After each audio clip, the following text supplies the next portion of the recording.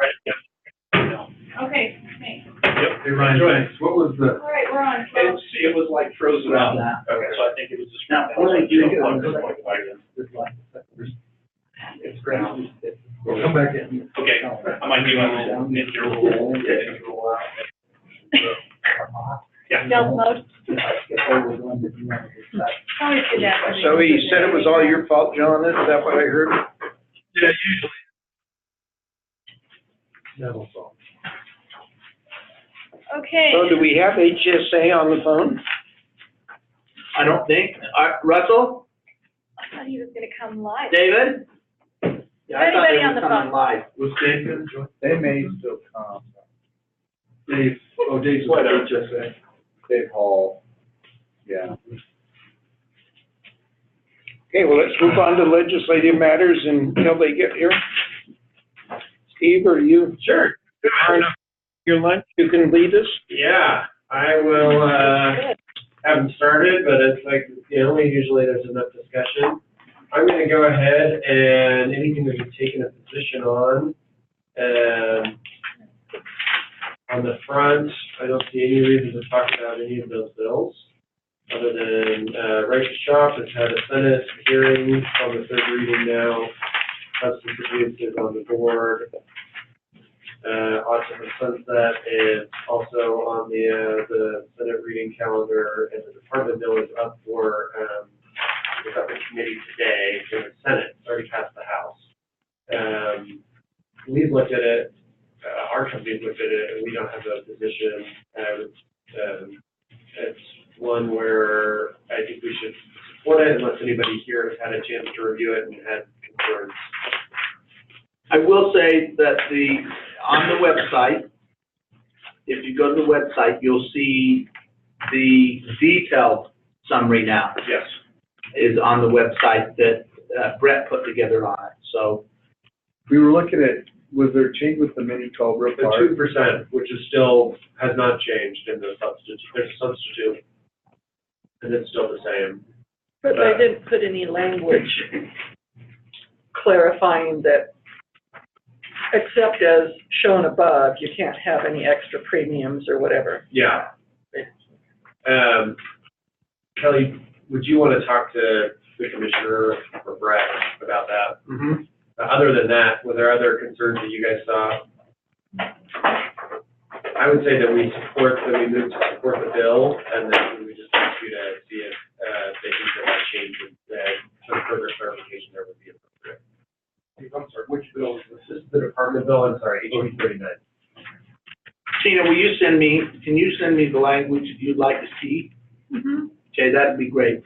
I'll talk to the commissioner if you just send it to me. I was wondering about the PEC. They changed the PEC section.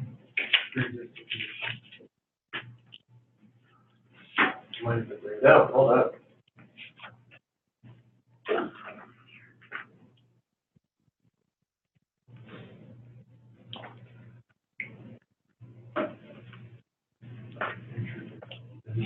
Which one should I read? This one's fine, it'll be yeah.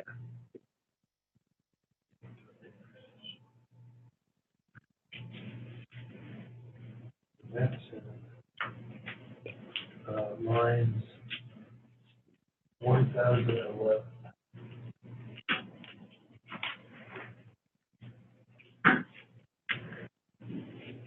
Hey, this is Sunshine. Just wanted to let you know I'm on. Hi, Sunshine. Hi, Sunshine. So there's pre-existing condition. So they changed this throughout, using healthcare insurance. Apparently that's like it's described in one of the other, the summary. This is what the NEAC, I guess, is asking that on a definitional basis to use healthcare insurance instead of health benefit plans. But, I mean, I don't know that, they didn't make wholesale changes that way. I don't think. But just a couple of places.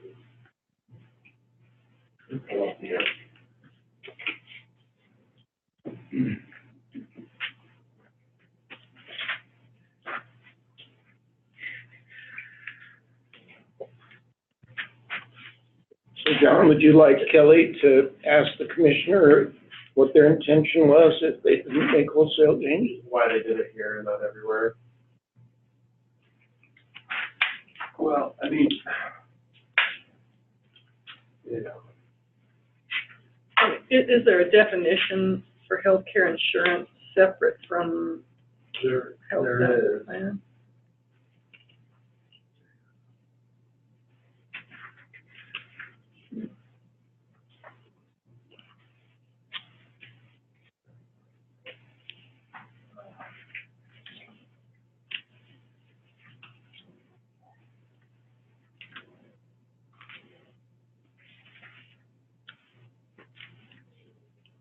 I mean, I'm wondering if because PEC doesn't apply anymore because of the ACA to health benefit plans, if they mean it may still apply to, I don't know, life insurance or something, Like disability something, policy or yeah, something. something. What line was that under again, John? 11 more? 1011.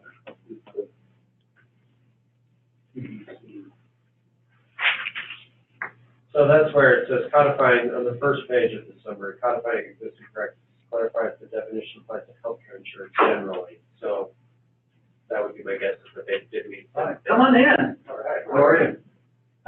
Hey, You're right. You're right. Good to see you. Yeah. Yes, sir. Kelly Atkinson, you probably don't remember me, I remember you. This is our newest member, we just accepted. Welcome, go ahead. I'm Doug Springmeyer. Nice to meet you. Nice to meet you. Glad to have you here today. Congrats with food. We intentionally do this at noon, so that we can have food.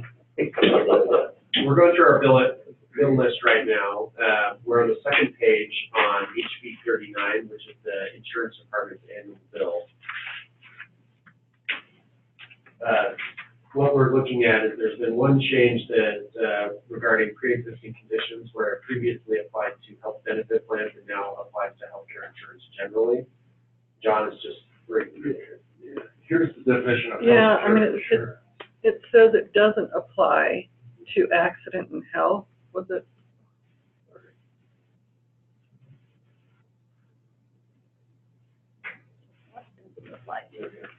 The definition, healthcare insurance doesn't mean accident and health. Right. It means, but yeah, I didn't see the rest if it said like, Health Not included. benefits or health insurance. Not included. They call it more. Right, but for these other, oh, Health benefits. for these policy types. So could that explain why it's used in some sections and it's not used in others? The definition? Yeah, I think it's just broadening it, the pre-existing condition changes to broaden it. It was just for health benefit plans, and now they're broadening that to, other, I mean, for example, Medicare's, we have a med sub policy, so it would apply to that. I think that's the explanation, but nevertheless, I'll ask the commissioner today why it's changed in certain areas and why it's not changed in others. And then I'll get back to you. So it's, Running out of time on that one. yeah, We are running out of I was just wondering. We are running out of time on that one. Really. I mean, as long as we can get a clarification. Yeah. You know, that'll help, so. So do we want to keep, it pending, or do we want to move to support, and then and Kelly can report it, give him some discretion in case if there's any issue that may come up? My preference would be that we let the department know that we support the bill, but I'm open to holding off if you guys pick that up. I think that's fine, Okay. yeah. Does anybody, I forget. On the little amendments that you're talking about, if they believe that that's a good clarification, they'll fix that right on the floor. I mean, the commissioner is in agreement to it. Bramble will change it, then we'll concur over in the House side, but I'll run that by. As soon as you give me that what you'd Okay. like to see, then I'll run that by. HB 90 you added, this is prohibits the insurer from looking at credit report for during underwriting. Yeah, can we, I don't think we need to track this bill. I think we can remove it. I've read it over. I hope it's been on the list for a week now. It's really primarily for audit. Yeah, Mhm. so I think we can remove it unless, The insurance industry, P&C industry is opposed to that. yeah. I don't think it's. Anyone object to it being removed? I read it, didn't. Yeah, I agree. HB 100, medically impacts children with disabilities. This will have to get funded. I would move that we take no position unless Doug wants us to take a position on it. No. I heard about it all morning, this morning in social services appropriation. HB 127, this makes some changes. This has been held in committee once, but it requires providers to check the prescription drug monitoring program for the state in greater instances than they're required to now. I think that this is one where we should passively support, only because it's one mechanism to help address the opioid crisis. So if we are asked, I would like to say that we're supportive of it, but I don't think it's one that we should be lobbying on. Okay, so usually that's called support concept, SC, support concept. And when that's your position, a legislator asks me, I say we support the concept. But I usually don't testify on those bills. And I don't think we should here. This is a provider fight, and medical associations to be opposed. But What's their opposition to it? they don't, the docs would supposedly be going to make them check the prescription drug, the controlled substance database. They think that it doesn't work well, it's not enough, it interferes with the practice of medicine, that the doctor knows best, that this is like nanny state type stuff. Whereas, granted, I think that as an industry, we should say it's an important tool so that providers can know, wherein our members maybe have been doctor shopping or have, been prescribed. I mean, in the current environment, it's one that we should be supporting. Steve's right on. This is a bill we ought to be supporting, given everything that transpired over the last year. The data shows that in states that have mandated doctors to check the prescription drug monitoring program, there's been an almost immediate 10% reduction in opioid prescribing. And the longer it's in place, the lower the prescribing goes. It actually does work. I would feel comfortable saying we support the bill. I don't think that we should make sure that we're the ones that get it across the finish line, but I do think that this is one that we should support. Anybody else want to take a position on that? I'm fine with that. Do you think that you want full support versus support concept, or? That's what he was saying. I would say yes, but at the very least, I think we should support the concept. I don't understand the downside to supporting the bill. That's what I don't understand. Is there an opioid crisis? Yes. Are people dying in Utah as a result of it? Yes. Should we be saying any tool that we can provide a physician will create better outcomes for patients? Yes. Now, I agree with Steve. Should we be at the table testifying on this bill? Probably not. But if legislators come to us or the media comes to us and says, "Where are you on this bill?" I think we ought to be saying, Or if Boston asks you to testify, I think we right, should. right. We support this because we think it'll save lives. Okay. I'll second Okay, Steve's motion. all in favor? Aye. Great. HB 139, telepsychiatric consulting access amendments. This bill passed out of committee unanimously on Wednesday after being held earlier in the week. The sponsor has made some changes to it, but, I still think it's problematic, and still requires that we offer an out-of-network benefit.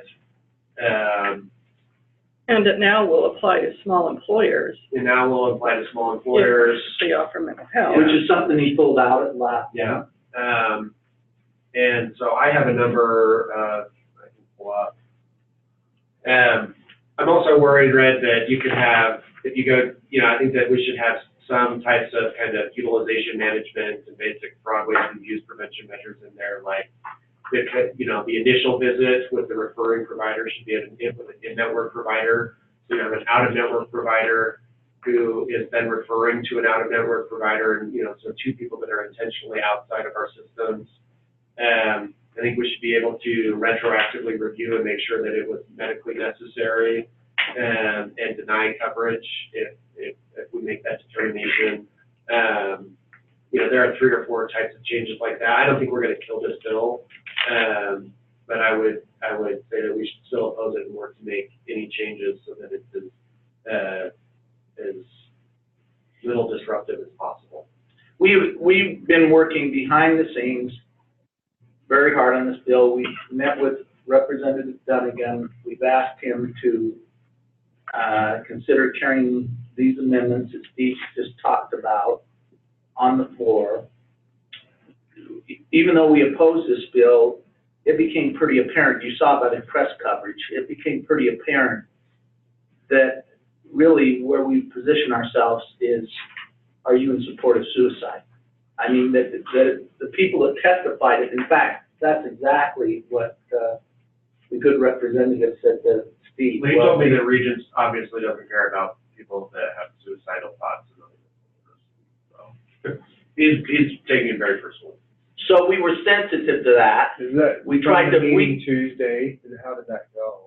Well, it's that whole dialogue, It was last Russell, week we'll with me, tell you how to yeah. get there. That whole dialogue, you can hear that whole discussion that we had with him.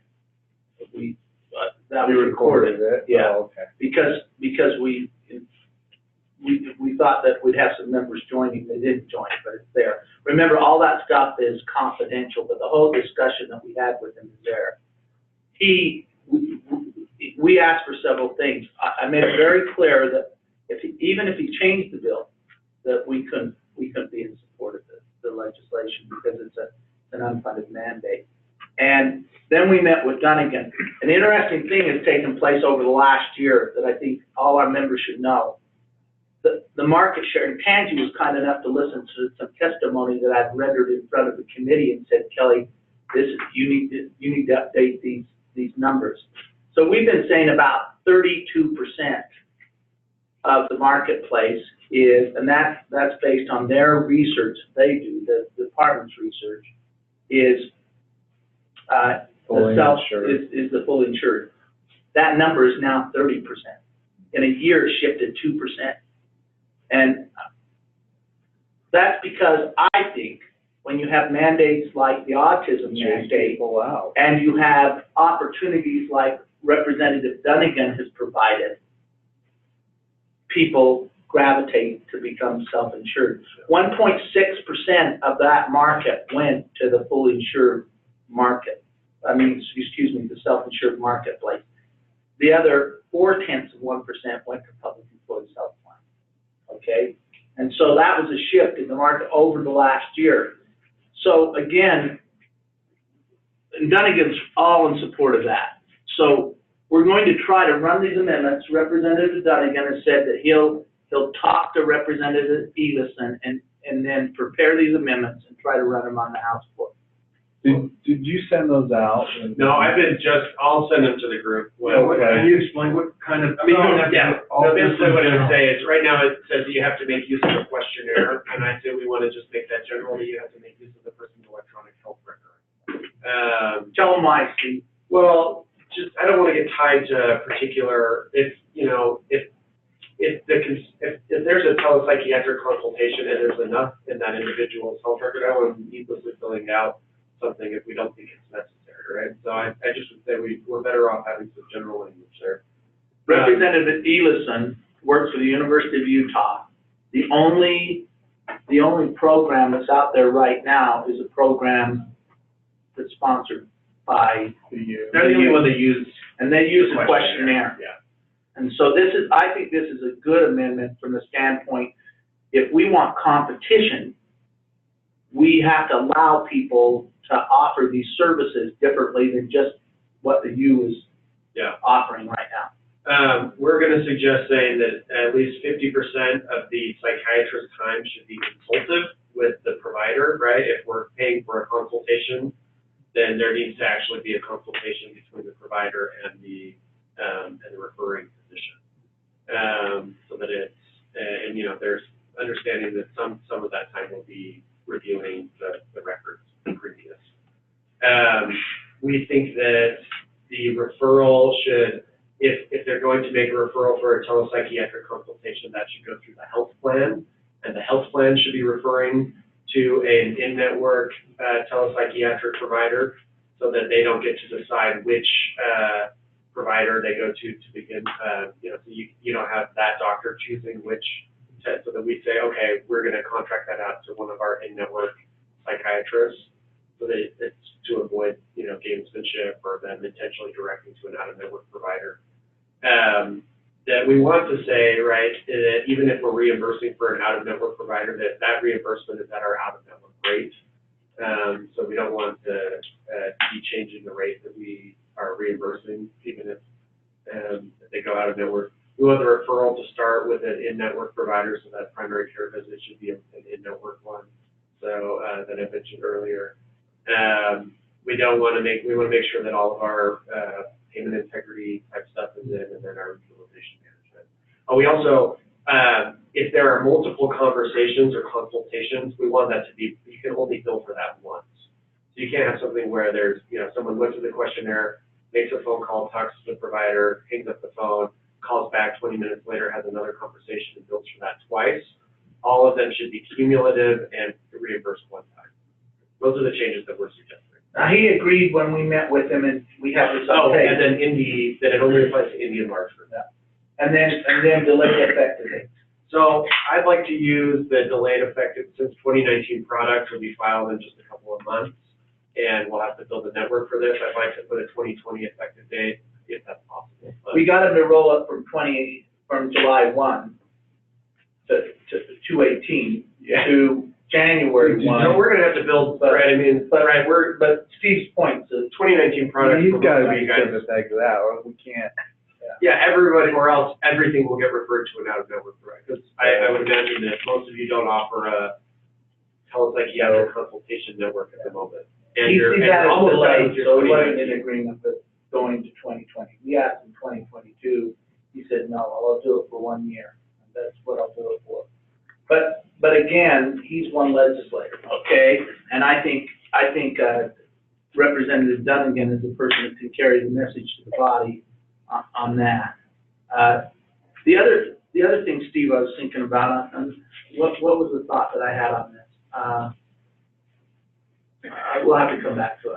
I've lost it. There's one other thought. What about the charges? I believe that right now there's a disclosure that if you get referred to an out-of-network provider, or that if you get, by getting referred, additional Right. charges may apply. Right. And you just wanted to make sure that additional charges may apply that are not covered under the health benefit plan. Right. Because again, because of the chart, this only applies to now 30% of the marketplace instead of 32%, so a smaller part. And we know that surprise billing is going to happen. We know that that's going to happen because there are going to be people that are accessing this that are being fully insured, self-insured companies. They'll say, we don't cover that benefit. And then they'll get the brunt of that. So we've got to make sure that that's known too. Representative Dunnigan is a good person to carry that message because he's carried the surprise billing issue. Okay, thank you. That's true, but they don't care about it. Ellison doesn't care that it will only affect 30%. Right. Again, you'll see that when we were in that meeting, and I told him that, he said exactly, I didn't know that. I didn't know that. I'm saying, how can you not know that? He doesn't know. Then he probably, was like, well, I'm gonna, these affect 30%. Then their next is, well, how do I get around that Yeah. to make everybody, right? That's all we follow. Right, there's gotta be a way that I can get it to 70%. Tell me the magic bullet. So the one thing that I have not brought up Run is, for Congress, be the president. three or 4 years ago, we passed a law in the state that said any mandate that passes after 2009, you only have to put it on one health, but you only have to have one product that offers it. So we'd only have to put this on one product. The autism mandate said notwithstanding that section, and then, so that we have to offer it on all NB and large group plans, but this one does not. So I don't want to push it too hard and have him end up looking too closely at the autism mandate and then inserting that in. So if this were to pass, we would only have to offer, it wouldn't even affect the full 30% of the market. It would affect the people that buy the one plan that we have to put it on. Which I think is like what we did with the prosthetic bill a few years ago. Just remember, that was a UHIA amendment. We pushed that, and that was a UHIA amendment. In the same way, we pushed the amendment that said that if you pass a state mandate, it has to apply to PhD. Let's move on to 163, HB 163, prescription drug importation program. This bill was amended and substituted yesterday, flew out of committee, and is a much, much better bill for health plans than the original draft. So first of all, it makes participation by a health plan voluntary, makes that a lot more explicit. And then any of the audits and fees on health plans are only if they choose to participate in the prescription drug importation program. So if you don't participate, you're not subject to any of the fees. The other big change is that it includes an advance notice and drug pricing transparency on pharmaceutical manufacturers. So if a drug manufacturer has a price increases that are more than 7.5% over the past 12 months or like 30% over the past 3 years, they have to give the state advance notice before they raise their prices, similar to what California did. He's got some technical issues. That was a late addition that we asked to have inserted into the bill, and as well as Intermountain. The Hospital Association supports the bill. A number of Intermountain supports the bill. Select Health supports the bill. We're going to support the bill now as an individual carrier. And So it passed out of committee. Passed out of committee. What's gonna happen? Is Pharma gonna come down? Pharma flew out an army of lobbyists. They hired a whole bunch of people, and they had a guy. I mean, it could not have been better testimony for us. It was the most arrogant guy I've ever met. He got up there and just started lecturing and interrupting legislators when they were asking questions. It was, I mean, like, Pull up, if you really want to see, just a little bit, come up. You really want to click on the House committee if hearing. there was ever a I'm question. not asking you to do that, but this is one, for all our members, this is one hearing you ought to listen to. The reason you ought to listen to it is that you'll hear just how Pharma approaches this. I mean, to me, when I walked out of that meeting, I thought, I don't know what's going to happen if this bill passes in the state of Utah. Society as we know it.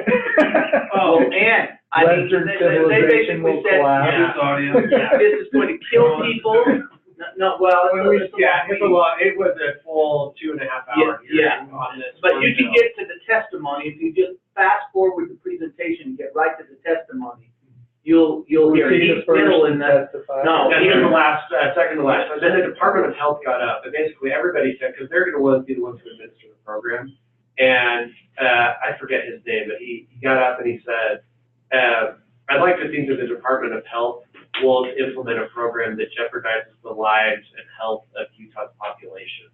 And because they're basically saying that if that passes, it's going to be unsafe drugs running, and everybody. So cyanide in every pill. Wild West, the Canadians are gonna be killing us all. Exactly. And so, They're all dying. I honestly don't think any downside to supporting it.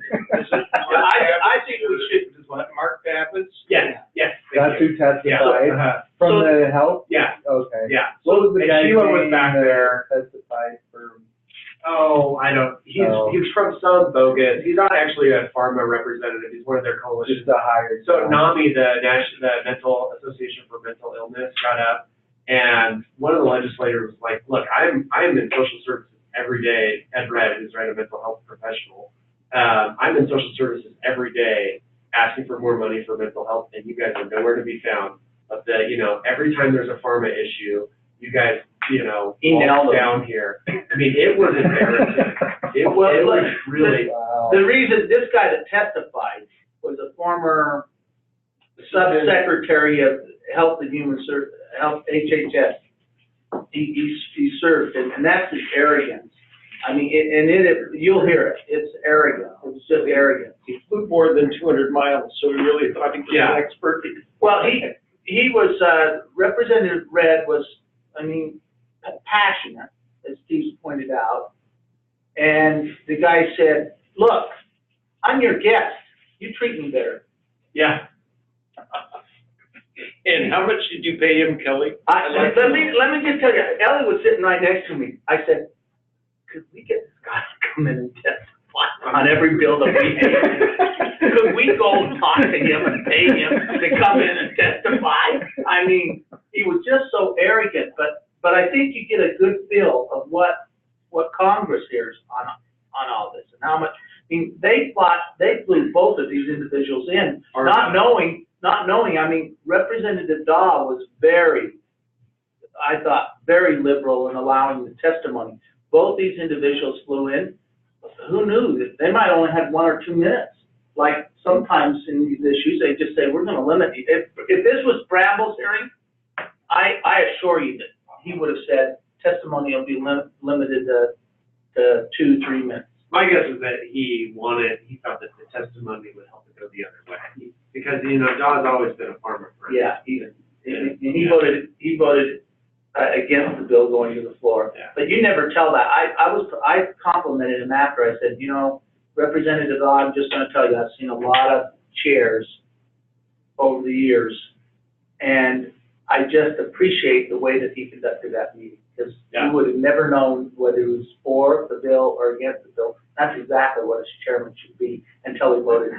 Then he voted against moving it to the floor.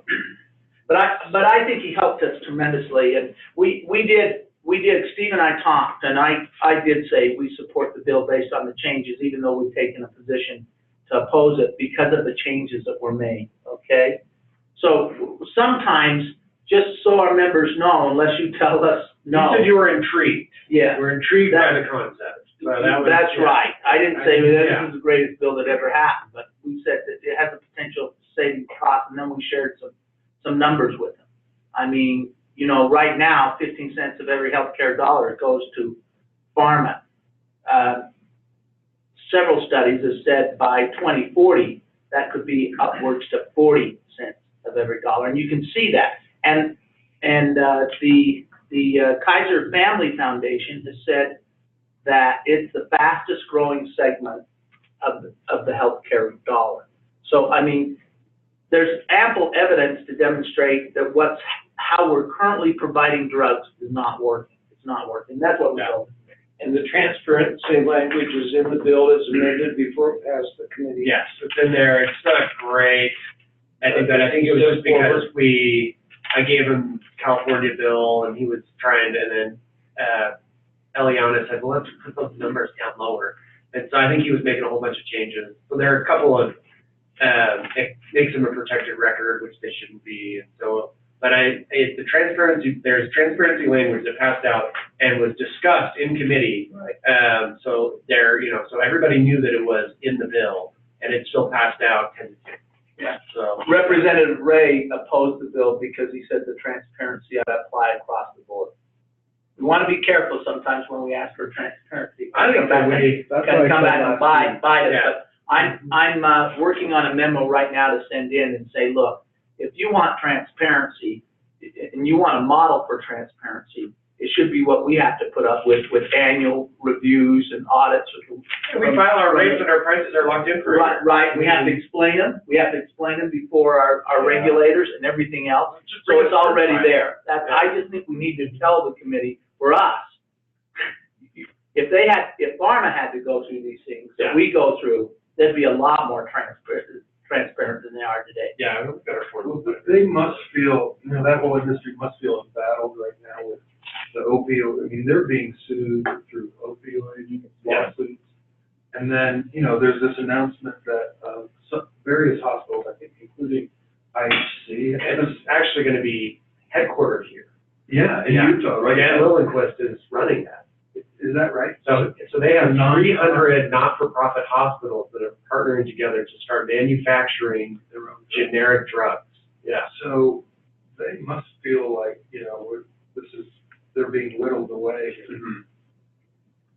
But I thought that was. I really feel, look, that's a sad story, John. Yeah, I don't think they're really hurting too much. I'm really feeling bad for No, them. but that, even the nonprofit in Utah caused ripples through, like the stock market. Right. So I would move that. Hey, Kelly? Yeah. Sorry, Sunshine. Oh, sorry. I just wanted to mention, I think you guys noticed the transparency language. There's some technical issues, but I also think, I don't know if they're just typo issues, but it requires if a drug manufacturer cost of $10,000 or more, but I think they mean if the drug costs. Yeah, and I've already talked about there. He knows that that's a problem. okay, and then like it references wholesalers don't have to comply with Section 1, blah, blah, blah. But again, Section 1 only applies to drug manufacturers. So it's like calling out wholesalers unnecessarily and saying it doesn't apply to them, but they're not drug manufacturers, so it wouldn't apply to them anyway. Yeah. But the other thing I was going to mention for the next hearing, wanted to just throw out an idea and see what you guys think. Do you think UID would be willing to testify? I don't know if they have a position on the bill, but Jacob's own numbers said that the prescription drug trend in Utah's individual market was 20% last year. Yeah. And they have really good numbers that are specific to Utah. And I know pharma likes to say, oh, drug prices only went up 2% and, PBMs are keeping all the money. But if you have someone who's from Utah and that's their own numbers, then it's a lot more believable to the committee than, like you said, these guys flying in from DC to try to just pick and choose their own numbers. So I definitely think the next hearing that we make sure that that's teed up with the legislator and tell the department that we're planning to tee Yeah. So that's how to get them there. We tell the legislator, and the legislator asks Jacob to come testify. So, and I'm sure Thurston will be all over that. Great suggestion, Sunshine. Does he have a position on the bill, Sunshine? Sorry? Has they have taken a position on this bill? No, we've let NASHP know we don't support their model bill on importing drugs from Canada, but I saw the transparency stuff get added at the last minute and was excited about that. And so, we want to be helpful to all of you guys in whatever way we can. And I was, asking questions about, is there a way to, not testify with a position, but, plant questions on the dais, get other people to testify, send resources out to everyone, but not having it come from us. So there was a article the other day about the armies of lobbyists that they hire in every single state, but it specifically called out Louisiana and how, getting calls on their cell phones and, people dropping by their office and it just shows the tactics that they use. And someone said, oh, we should pass this article around at the Capitol. And I said, yeah, but it can't be from us. The thing that we have to avoid is big insurance versus big pharma. It looks like the clash of the titans. It has to be framed as big pharma versus everybody else. So if nobody else is, that's great news that the hospitals got involved, because if there's other people out there, it helps the momentum. Yeah, so Dave Gessel, the Hospital Association, I guess he's not the director, or their law director now. He's not? Well, yeah, because Costello's the CEO. Yeah. He said that this is Utah versus pharma. This isn't company versus pharma. This is Utah versus pharma. I thought he did a good job. That's great. For us. Yeah. Yeah, and then on the advance notice pieces, if you start hearing like that's all tied up in lawsuits in California and Utah shouldn't be rushing to do it, and the notices in California started going out on January 1st, and so even though there's things happening, I would never comment on the lawsuit, but the drug makers are complying with the law, and notices started going out January 1st and have been going out, so the advance notice piece should not hold them up. Oregon's doing it, Washington is doing it, so, you know, that's just good to know. Do you guys want to wait on taking, it's not going to get out of, I mean, it probably won't come up next week, just given the length. Have we not done a support concept, or we just try I to think stay we just did neutral? it. Well, when we have a mandate on Right us now. to participate, or when the fees and stuff like that, I don't think we can. Probably good, just to maybe stay neutral on it, but Okay. I don't know. What does everyone else think? I don't have an updated position from Molina yet. I passed on to them this information. So if we can wait a week, that would be my preference. I don't think it'll be voted on next week. I mean, there's like 70 bills. So- It'd be a miracle if it hit before next week, but regardless, even, we don't need a position on this bill until it goes over in the Senate, because we won't have any input on the floor anyway, other than legislators talking to us. And I think what we can say is just what I said. I think we're intrigued by the bill. We think these costs are exponentially increasing, and we think that something has to be done. Now, whether this is the vehicle to do it or not, that's why you get paid the big bucks, Mr. Legislator, Mrs. Legislator, so. But it'd be good to go listen to the debate on this bill, because I think they protest us too much. Yeah. Okay, so we'll keep that. Do we want to do somebody want water? So we're gonna say intrigued. Can we make that? Intrigued. And move on to the next one. Can you take an intrigued? Yeah, we'll make it Why not? of intrigued. New classification. HB 174, this adds just a person to the Department of Health, has the Digital Health Service Commission, who is someone who has expertise on data security. It's passed out. We're supporting the bill. I don't think it makes a difference, though. Anybody have an opinion on whether or not we want to take a position? It's going to pass unanimously. Sorry, Steve, which one? This is the Digital Health Service Commission. So it's adding a 13th member or something like that. It meets quarterly in the Department of Health, and we talk about digital health questions. So they're adding an information security position to the membership. We haven't been asked to take position, I don't think. No, we haven't. But we have. So that's all it's doing, is just adding the security. Yeah. Yeah, I don't. So should we just say no position there? Yeah. HB 175 Oversight Commission. Yeah, I heard this bill the other day in committee. This is creating a new committee. It will be, the composition will be senators and legislators. When any, piece of legislation passes, it can be brought before this committee, and they have oversight. And then the governor can get involved in it too. It's pretty controversial. There is a potential for us to be sucked in on some issue if it was challenged.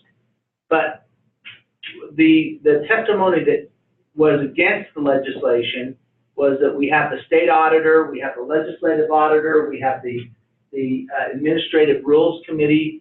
I mean, a litany of areas. If those aren't working, you ought to beef those up. This died in committee, which is pretty rare. Stratton is well liked, and it got killed in committee, but it's held in possession of the committee. They didn't table it, so they can bring this bill back up, and I fully anticipate that he'll bring the bill up. But they only got 2 votes on it, so it's going to be interesting to see what happens. It's really controversial because they believe that it's a shifting of the power to a handful of legislators, and the governor's office. If it died in committee, It can still be revised. There's no bill is ever dead until the last. You can, unless it's tabled, then it takes a 2/3 vote to resurrect it. But a bill is never, do you expect this to happen? Stratton, I think he's gonna bring the bill up. He's pretty invested on this bill, but so is the governor's office, and so is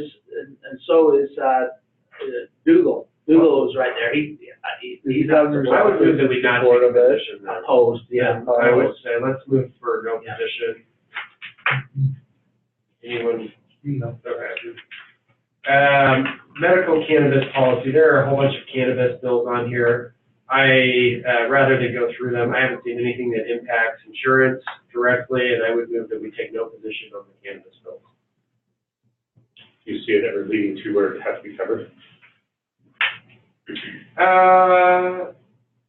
The answer to that question is not this year. Not this year, yeah. The camel's nose though, like. Yeah, once- We haven't once seen it in our other Yeah. states, Have, yeah, no, but, There's momentum though. what's up? even like even in like Oregon and Make that more We Washington, don't there's pay no. for it in Oregon or Washington, yeah. You don't? No. But they also are, Washington's recreational now. Well, so is Oregon, Yeah, right? yeah, that's true. Oregon kinda always was, when I lived there, I know a lot of it at the stadium. Yeah. It's really everywhere. Even if it were, I still don't think we should take a position against the bills, right? I don't, just given the initiative process and everything else, I think this is one where we have enough issues to work on that I think it's a hard one for everyone to weigh in. This bill, what Daw's trying to do with this bill is get some data. I think he's taken a really prudent approach on it. It really, he's trying to, what he's trying to do is get enough research to be able to say whether or not it's effective. He's also, yeah, sorry. Yeah, go ahead. He's also he's gonna have the state start growing marijuana to give to people who are terminally ill. Yeah. That's part of the. Yeah, so that's one of the bills. So the state will start growing it and will give it to people that are terminally ill. For That the- right, yeah, which we passed a right to try law a couple of years ago. You guys probably remember that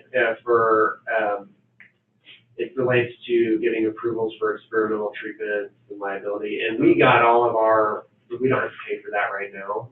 And so the medical cannabis policies will operate under the existing right to try framework. It's gonna be interesting, because I think this bill has a real uphill battle, still in the state of Utah. But the right to try component might make it more palatable to the Republicans. They're gonna wanna do something to blunt I guess I didn't mean the pun, but, to slow down the initiative. Well done. So, yeah. So I would move that we take no position on this and any of the other cannabis bills. What a skill. I think our position is, he didn't even inhale. No. Do you want to take a vote, or? All right, I think we're good. We'll vote. Yeah. That's fine. Physician assistant supervision, this allows, PAs, and, this allows PAs to work under a podiatrist. I think that this is a provider versus provider issue. There could be an argument that you'd have some increased utilization, I suppose, but you could also say that mid-levels would be saving you money. I would think that we take no position, but I'd be interested if others have thoughts.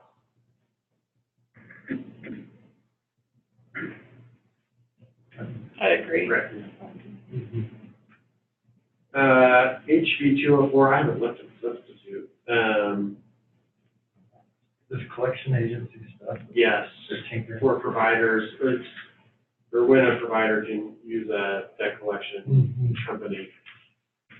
I would think that this is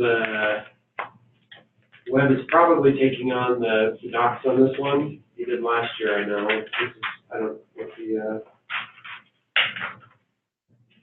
It's fairly, you need to look this over to see how it fits your businesses, because this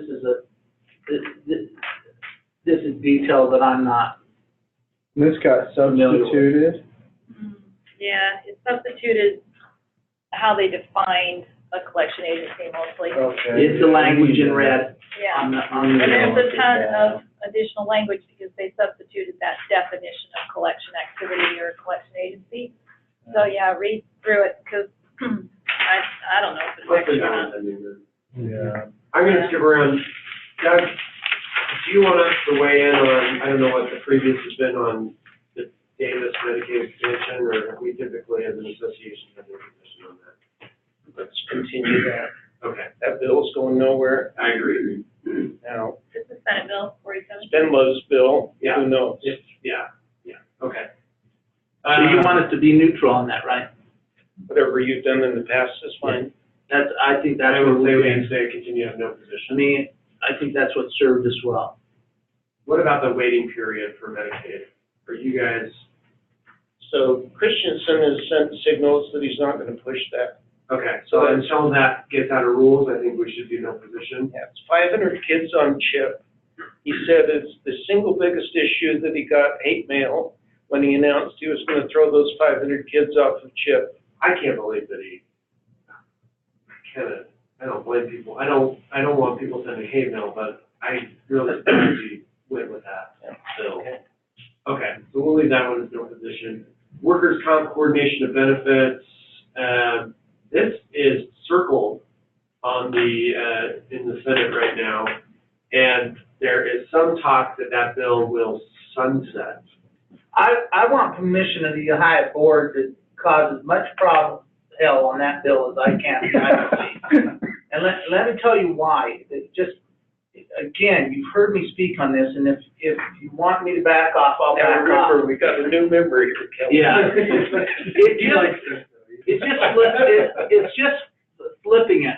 I made this pitch to Representative Dunnigan. Only 30% of the marketplace is impacted by this bill. We already know that the worker compensation carriers are abusing this bill. We know that because PHP has come and said they're entering into these agreements. You had that experience. Steve and I met this summer with those individuals, and we said, well, if this is such fair legislation, let's just flip this legislation over. Remember, if they were to flip this and workers' compensation were to pay the claims first, and then through the adjudication process, it was found to be our responsibility, we would pay them the 6% that they're paying us right now. Every worker Would get covered. every worker would be covered. And that's what the original intent of the senator was. I went and listened to this last night. She makes that. When she pitched this bill, she said, these poor little people out there holding the bag. I think our argument is so strong on this that if it moves forward, we ought to start planting the seed with different legislators. Hey, this is not fair. Let's just reverse it. And I think I could probably find a representative to reverse it, to put it in the other light. Even if we were to lose that issue, we may lose that issue because the Workers' Compensation Fund, the major carrier in the state, doles out a lot of money. At least it would help drive home the point that this piece of legislation establishes a legislative incentive, in my judgment, to deny all claims initially. I move to have Kelly have free rein to exercise his passion. Including license to kill. I'm gonna leave that out. Thanks, Steve. Steve's had to hear this 3 or 4 times, and I just appreciate his patience and his tolerance on this, because he's really worked really hard to get the bill where it is now, which I think the reason they're talking about circling it is the changes that Steve made in this bill, which is that we have to be a party. And I don't think they want us a party in all those issues. I don't think that what are they trying to hide? So the final thing I want to say on it, Dennis Lloyd, this is so funny, when we were flipping this and we said flip this, you were there, this is what he said. This is the funniest thing. He goes, well, we can't do that, because if we did that, we'd have to increase our premiums. I'm going, oh, it's okay to put it on us, and And make we're supposed us to just increase absorb it, ours. but if we flip it and make you cover it, you gotta increase your premiums, So do you think this could sunset? This could sunset, Which means it goes away. which goes away, and then we just, it's back to the old. Back to the old. Yeah, and, we do pay first in a dispute, but the labor commission will be out of it. And, so there will be basically you'll have to work with the worker comp carrier to Well, provide, it's the whole idea of, a settlement that you don't. that has everyone. So basically, by sunsetting, it will go back to a good thing where either you pay first or you don't, but it'll encourage everybody to come to the table and reach a settlement. Yeah. So, The other thing is, just so you know, our friend Representative Dunnigan went to the Workers' Compensation Fund, told Paul Rogers, who's their lobbyist, you get Dennis Lloyd, who's their CFO, to go tell Karen, just let this bill die. So he told us that yesterday. So there's some things happening in this bill, but we gotta Yeah, start. if they think that it's gonna get flipped, they're gonna turn pretty quick. Well, and that's why I want to talk to my representative, Notwell, who's on the business labor. That Steve and I are trying, we told Dunnigan we'd like this to go to your committee, so.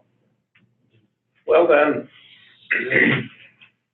Let's see. well, yeah. Let's see, right? Yeah. But you've already, Steve deserves the kudos on this, because No. that amendment that he made, I'm telling you, they don't like it at all, and there's more, that's just the top of the iceberg. There's something So below did going we on. get it to include for settlements too, or is So it still when the notice, if there's if For a you hearing. deny and they deny, and then it goes to the labor commission, we have to be a party.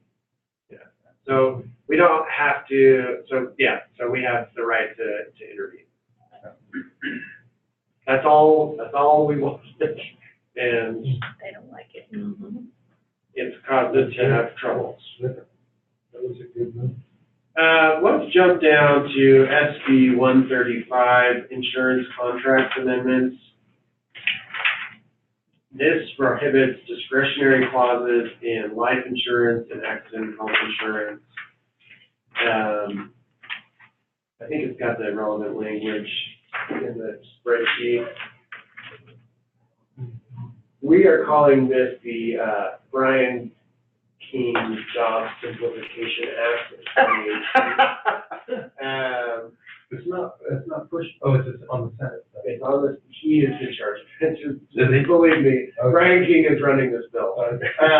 It may have Lincoln Fillmore's name on it, but Brian King is running this bill. Thoughts?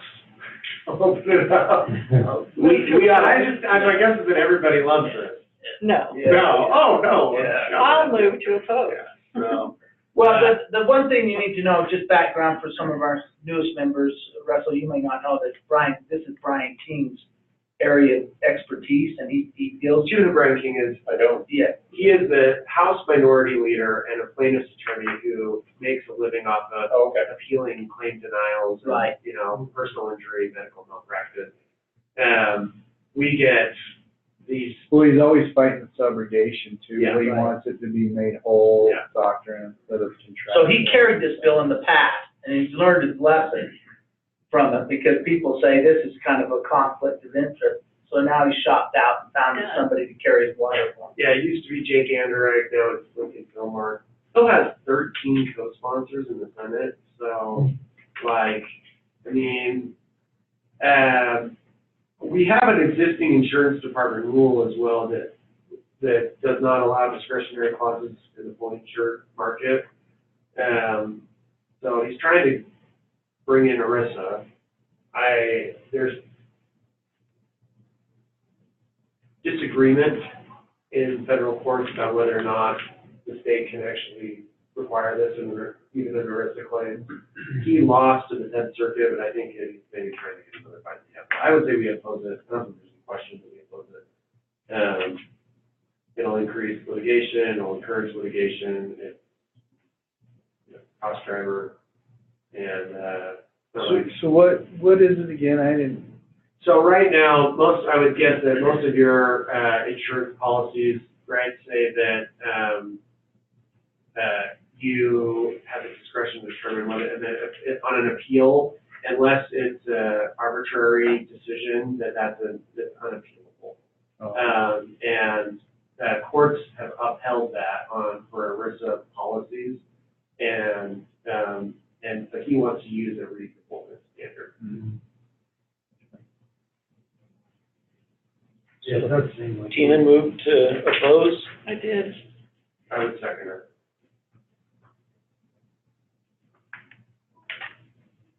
My only discussion point, I think he is just trying to reverse, court decisions that have said, look, if you're given discretion, if the policy or plan documents, you have certain discretionary authority. He's just trying to.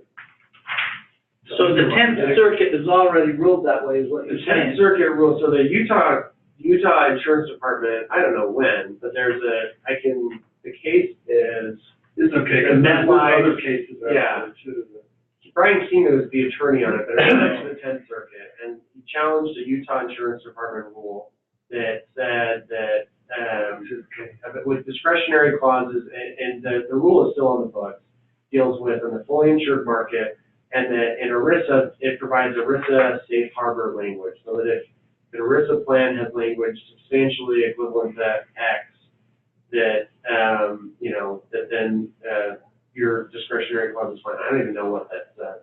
But the 10th Circuit struck it down as saying the Utah Insurance Department lacks the authority to regulate discretionary clauses in a ERISA plan. And it left open the door of, should the state pass a law on that, whether or not they would be able, whether or not they would treat it differently. But the department could rule. Yes, yeah. So I would say, if we're looking for a change on this, if it only applied to the fully insured market, I would say that we can support that because that is my understanding is current law. But I would say that, and for right now, we just oppose it. Yeah, I think it's cleaner to just. So are you saying, Steve, that you think we ought to go approach Fillmore and see if we could get it changed that way? Or do Well, you want for now, I don't think we should, but I do think there are ways that we can basically write it. Okay, great. Right. Okay. And I think King is smart because it's hard when there's someone in the body who makes a living doing this, right? He's gonna know, Fillmore, even if we get an agreement with him, he's just gonna go get Brian King, and then Brian's gonna say no, and then he's gonna come back and say, Fillmore's gonna come back and say no. We're gonna have to find someone else. Yeah. I mean, it seems like The other thing is the insurance, I'm sorry, I didn't mean to. please, you know more about this. So I had before the session started, I was up at the insurance department, and apparently there was some really egregious case that there was a complaint to the insurance department, and so Kaiser is saying, well, maybe we should look at this. So the insurance department, I think, is saying, look, if we want to do what's best for consumers, and we do think that this should be looked at by the legislature. The department will not be friendly on this one. I was just gonna say, it seems like one point in our favor is you could say, look, this is for the courts can decide this is something for courts you can't hyper-regulate everything in state law. Let the courts decide. And they have, and I think there are decisions, I don't know, I haven't looked at it in a while, but there are decisions, there are varying decisions. Mm-hmm. Yeah. Okay, two other things, which is at the end of this list. One is, last week you asked me to talk to Sven Love about the high-risk pool. He's serious about that. I'll meet with him next week. He's agreed to meet with me and talk about it. He's anxious to push that bill. There'll be a huge fiscal note on that bill, as we all know, and so there is. I should say there will be. There is. And And so I don't know how much traction that has, but I think that serves the general population. I mean, that has the potential of lowering premiums, or at Depending on least, funding, right? keeping Where- premiums level. And they've done this before. This isn't anything new. They were there before. So I don't see any downside in us supporting that piece of legislation, for the best interest of the citizens of the state of Utah, to keep premiums more constant over the years. So, the other thing is, you asked me to contact Vickers on the pre-op bill on drugs, and he claims there's no language in the bill right now. That's hard for me to buy, but he Did said. he have a straight face when he looked at you Yeah, and said that? he texted it to me, Okay. you know, because I sent him in a note. I sent him in 2 notes. And the second note, I said, these are the companies that we represent, and we would like input on this bill. Within that bill, it was like 2 minutes. I sent the note in 2 minutes. My phone's ringing. Well, no, you don't misunderstand. We're going to meet with you guys. We want to meet with you guys. We want your input. I promise you, you'll have input. So,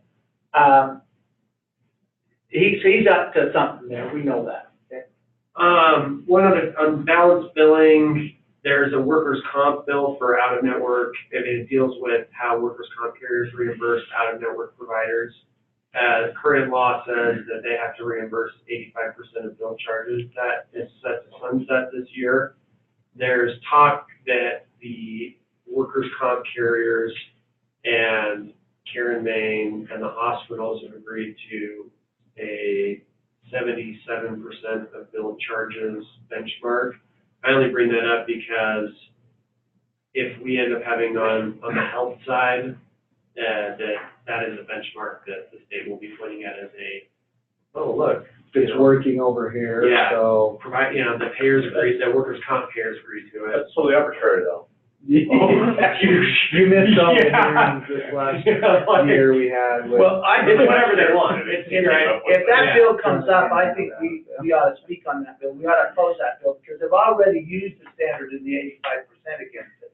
That's already last year on a couple of different issues. They said, well, workers' compensation, yes, they're paying at 85%. I think we should oppose that and say, look, that amount should be set 85% of whatever I by make. the market. It's what you want, you take what you want, you increase it by 15%. Get what you want, Yeah, right? that's whatever you want. That should be set by. SB 64, if you want to pull that, you guys can look at it. Yeah, let's get that on the tracking list, Michael. And I would say, if you're SB comfortable, 64? yeah, 64, it's not on this Oh, list. it's not. Okay. I think it's SB 64, it's a Karen Main bill. I would say that's Ready now? probably appropriate for us to weigh in on though.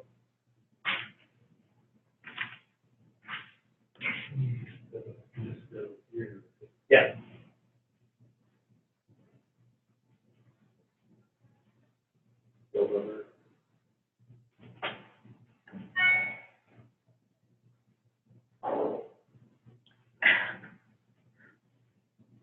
No, you're on tracking service. Click on bills in the Next middle. to top. tracking service. Yeah, bills, yeah. Now, And then you scroll can get- down. Really wants to know where you're at, John. Bills, hit bill requests. And then you just go to main, Yeah, and just like Senator Maine. down below, it'll be 2018 session for that senator. And then just choose main.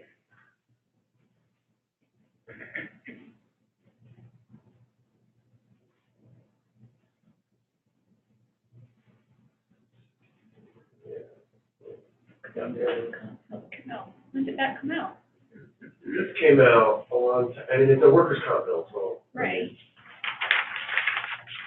On this list? No? Oh, that's what I'm saying, put it down. Yeah, I will. I'm just wondering why I haven't seen it yet. Where is she hiding me?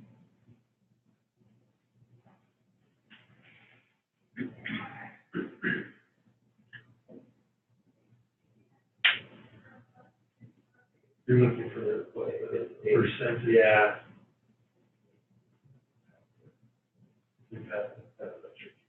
No.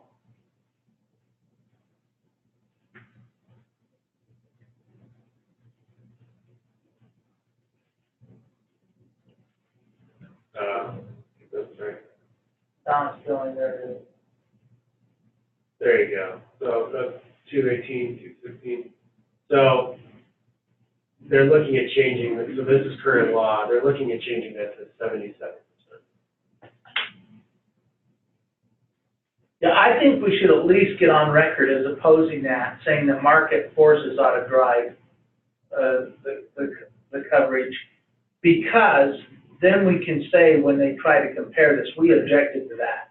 That you set this for the worker compensation carriers, but we certainly don't agree that that is how you ought to operate in our arena.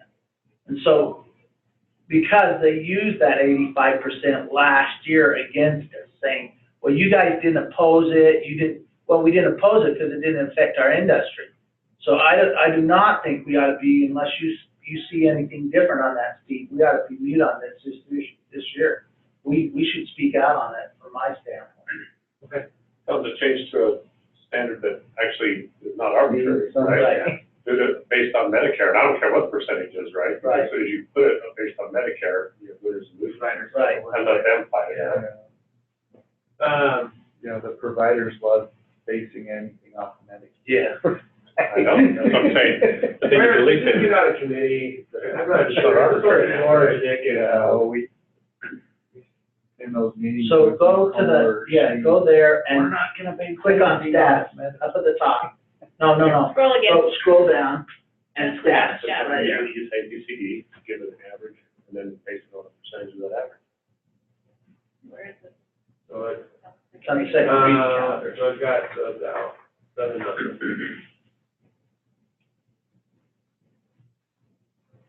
Okay, so we need to monitor that, and when it goes over to the House side, we'll speak. If you're in agreement, we'll speak in opposition to it.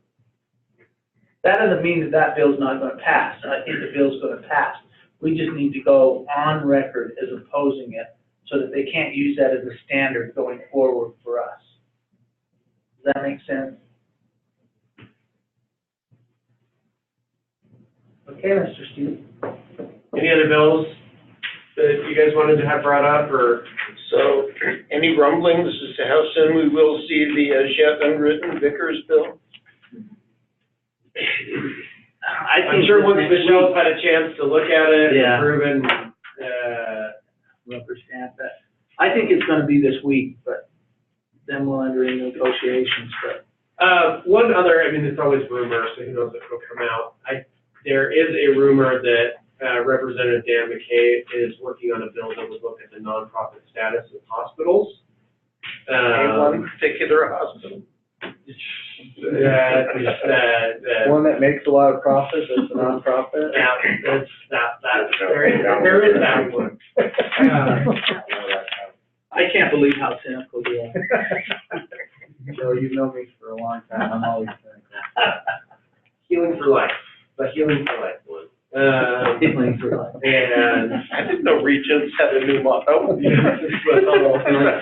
we're in tax paying, not for profit. We got the worst of both worlds, right? Anyways, I will be curious if that comes out or not, but I have heard that might be looked at as a possible revenue raiser this year. Nothing would give me greater joy. Yeah. Nothing So- would give me greater joy. To add to the rumors, what I understand is IHC is being told either divest Select Health or lose your nonprofit status. Oh, really? That's getting pushed again. And I can just tell you that I've heard that same rumor, Doug, and I can't tell you because he told me specifically not to bring his name into this. But the pressure that we have been putting on, and you report this back to Dave, the pressure that UHI has been putting on Commissioner and with Representative Dunnigan, we've talked heavily with both of those individuals, maybe bearing some fruit. Because it's not, So those meetings were getting through a little bit. well, because we pushed him hard. You remember, we pushed him 2 or 3 times, and some of you were in those meetings, and I think the last meeting I was in with the commissioner that we were talking about that. I told him, how long do you think that this can continue to go on without affecting the insurance marketplace? And that's what you're charged. Because his argument was, Anyone else would I be can't get there. to the hospitals. That was his argument. I said, forget the hospitals. This is impacting the competitive nature of the marketplace by artificially eliminating competition. And that's a dangerous precedent. And he stopped and he said, you know, I think that that's true. Well, anyone else would be at an immediate action level. Yeah, well, they had to get credit with that. Right, infusion, They twice would've been, they yeah. had to do that. That's fine. Yeah. And how much was it? I heard between 225 and 375 million. It was like 400 million in 2015 and 150 in 16. Yeah. Which means subsidization of their, which means it lowers everybody else's prices or increases their. And that's money that we paid to them, right? It's Oh, money yeah. that we paid to Tell me them. about risk adjustment, I know how much they paid them. Yeah, and then that's the unfairness of it. And it sets the premiums in the state of Utah artificially low, which means, and this has been going on, we know this. Well, it seems We like know it this, comes I've up been every representing you 4 for or 5 20 years, and I right? can just Someone tell you, gets We may be burned. entering a cycle. this has been going on for all that period of time. They allow the premiums to be just high enough to keep enough competition where they don't get antitrust from the feds. Just enough competition, then you say, well, we only have 50% of the marketplace, but in actuality, we know that at any one time, I've heard this from all of you as carriers, at any one time, if you get out of line, they'll just come over and go squish. So I think we just need to keep pounding on that. I know Dave didn't think that we were making headway, but I've heard the same thing Doug's heard, that people are concerned about it. I know that the commissioner went and talked to the governor about this, because he'd been hearing us talk about it and says, well, Governor, this is going on. So I don't know what the governor's response was to that, but I know that this has gone all the way to the governor's office. It's also helped that they pushed Dean Sanpay out. I won't debate you as to what's the most significant factor, but that's certainly a big part of it. They eliminated Greg Polson's position. Dean Sanpay planned to go to Greg Polson's position. The new CEO eliminated that, and Dean Sanpay went to the Denver company, and the speaker is hopping mad, to say the least. No kidding. So where did Greg go? He's government affairs in DC, basically. No kidding. Couldn't happen to. I'm saying he's not working for, He left IFC. working for a Denver company. I mean, Mark Harrison's shaking things up over there. Right. Yeah. Yeah, if you need a CMO, there's a few available. What about the Guarantee Association bill, will that come out? I mean, it hasn't even come out yet, right? It will come out, and they're still, you were there at the meeting there. I think you're gonna see the bill come out. I just don't know, I don't have a good feel for whether or not that's gonna pass at a 75. If it passes, it will be at 75-25, but I just don't have a good feel. Have you talked to Duncan offline? I mean, he seems pretty committed to that. Absolutely committed to it. He You knows feel a lot that of pressure from Kaiser though to go 50-50. I would say even if Kaiser doesn't come out publicly.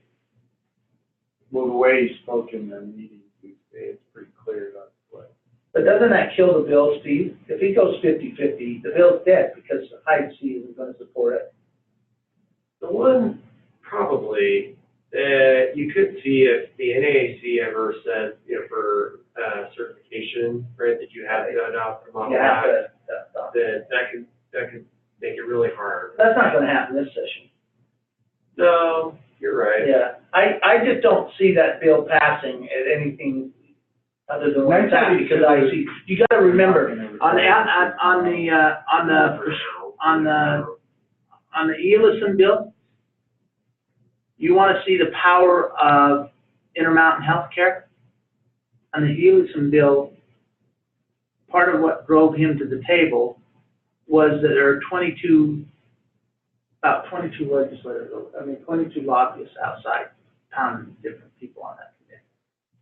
And that came from Alan Dayton. Yeah, they're neutral now. They're neutral now, because of the changes that we basically brought about, and so did they. I think that they can probably make money on it. Yeah.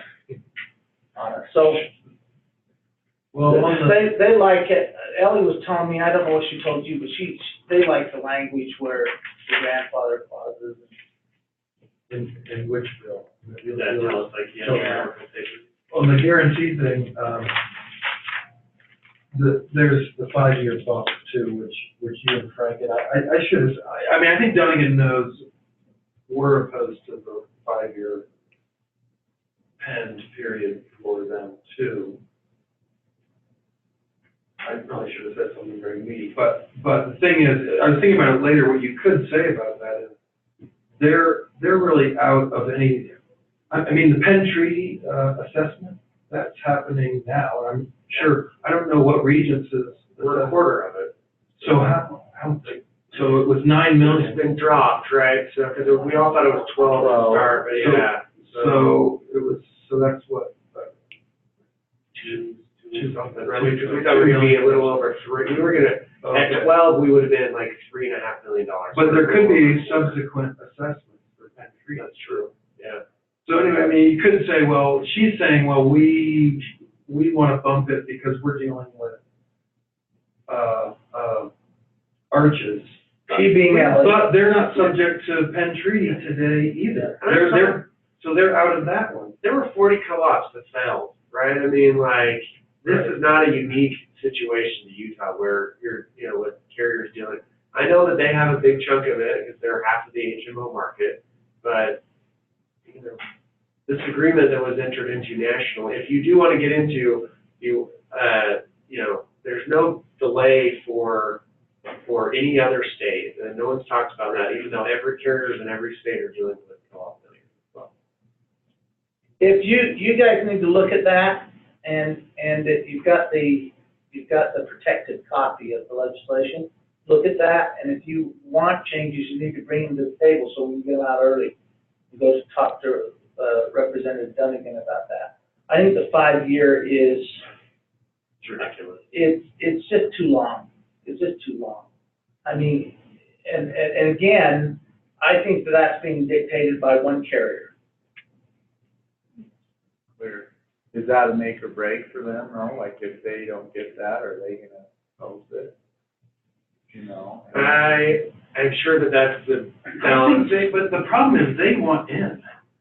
The incentive, they want to be in because they don't want to be subject to another HMO. They shouldn't, right? On If they their were own. smart, they would say that it's better off, they play games for a long time, right? It's not the first time we've talked about bringing HMOs into the Guarantee Association. They've always opposed it. Yeah. And now that they've been hurt by that decision, now they want to come in. Right, and spread it among everybody. But they don't want to pay the they don't want to, they want to come in on. Is it Genworth, the other one? Yeah. It's moving. Genworth, Genworth better not fail. But anyway. The question is whether or not they'll let them split off that book of business, right? I think they're trying to Sell it, turn it right? into 2 companies and have the LTC carrier go insolvent and Genworth stays around.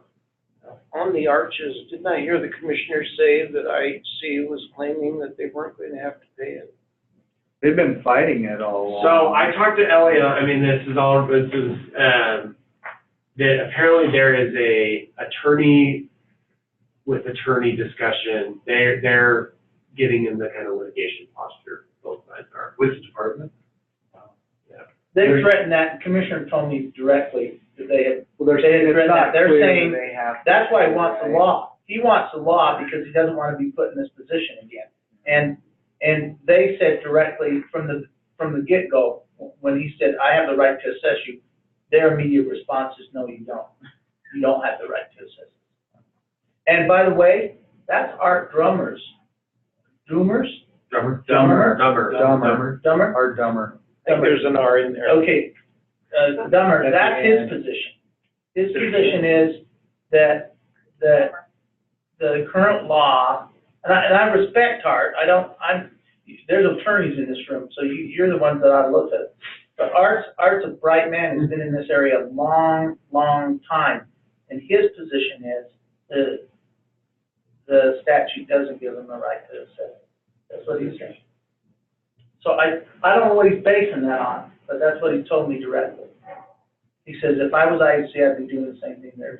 I don't think he has the right to assess, so. I don't think it's clear. It was kind of an understanding that, I don't know. So it probably will be litigated because They're gonna that pay nonprofit assessment to their own organization providers, is just right? barely scraping by and doesn't have the money to litigate. to Intermountain. I guess that's right. Or it's a, When you think of. What percentage of the you know what it is, Steve? IHC providers? It's an offset on their next cash infusion. Yeah. Right? Well, I mean, this is why, because he could do the 25% haircut too, but if I were select, I would say, well, I don't want the haircut because then because I want to maximize my collections from the other HMOs. But that's why I say she wants to delay it for 5, but they're not in the Penn Treaty. No, they're out. They're out of Penn Treaty. Yeah. So. And we're doing an Arches opinion, yeah. Well, We have they're both looking at licenses, so we're paying an Arches assessment. I know, but. They're looking at that. And they're looking at things that they might not see down the road too. So, that's why they want the it makes sense why they want the 5 years. Of course, anyone I don't would blame want them. Yeah, I don't, They get the benefits without the cost. right. Okay, you have anything else? None for me. Mr. President? Thank you very much, Steve, for Thank your you. diligent work. Kelly, Michael, thanks everyone for attending. Any other business we need to, otherwise we're Do adjourned. you want to introduce everybody or? Oh, Russ? yeah, we should probably do that. Go around and. I'm Steve Foxley, I'm with Regents. Kelly Atkinson, I'm staff for the Utah Health Insurance Association. I'm Kelly Michael. Tina Thomas with WMI. Doug Springmeyer with Lamina. I know John too. So, Yeah, Russ, I'm- tell us how you fit in with HSA and who David Hall is and when we might expect to see him, et cetera. Sure. So Dave Paul is our president, and Dave and I co-founded this company a couple of years ago. Trying to do some things a little bit differently than what's been going on. Met with Ryan and Randy, and they talked about all the work that you guys are doing, so we thought it'd be good to be part of this. So, Glad you did. yeah. Dave doesn't like this kind of thing. So I don't, we divide things up of what needs to be done, and you'll probably see more of me than him. You got the short straw. That's something like that, yeah. Well, welcome. Did you get lunch? Yeah, I did get lunch. So Michael will send you over all the passwords to get on the Okay. website so you can draw down these documents. And also, these are recorded, so if any of you miss a meeting, you can go and draw those down too. You just click it on and, For 1 week. well, I'm gonna keep the legislative, Okay. I'll keep the legislative ones throughout the legislative session. And when the session, with the exception of the negotiations that we have. And Alright. Russ, you Those can kind of tell things. Dave that it's required that he listen to each one of these. All right, I'll go. Hey, you have to cut me, don't And the best time to listen is about 10:30 at night. It's the best time because you go right to sleep. Welcome. We're excited to have you part of the group. We hope it'll be useful for you. Thank you, I appreciate that. Thanks, Ryan, for making sure we did that. Anything else we need to cover? Okay. Enjoy the rest of your Friday afternoon. Thanks, Doug. We just have to lift this and put it down. Thanks, John, for hosting. Mm-hmm. You're welcome. No, it's on the- It's great for me. You have to put it My on commute is the- up, so.